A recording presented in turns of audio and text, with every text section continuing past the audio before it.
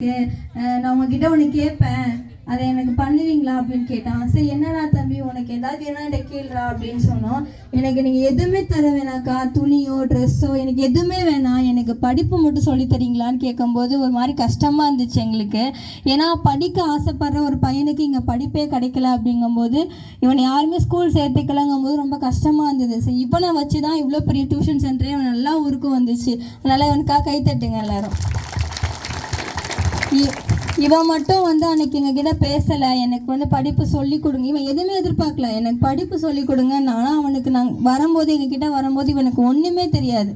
ஆனால் நான் ஏபிசிடி எதுவுமே தெரியாது, அவன் பேர் எதுவுமே எப்படி எழுதணும் எதுவுமே அவனுக்கு தெரியாது. ஆனால் டியூஷனுக்கு நாங்கள் என்னெல்லாம் கற்றுக் கொடுக்குறோமோ அவ்வளோ ஆர்வமாக கற்றுக்கிட்டான்.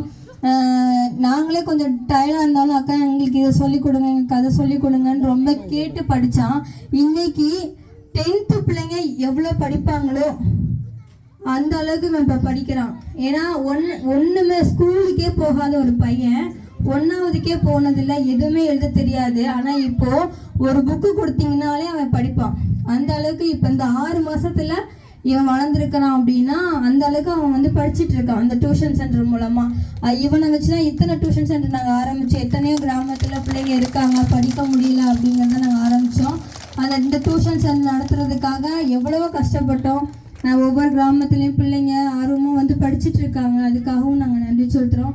எங்கள் டியூஷன் சென்டரில் கற்றுக்கிட்ட இவன் அவனோட டேலண்ட்டை வெளிப்படுத்துவான். அதை எல்லாரும் கேளுங்க.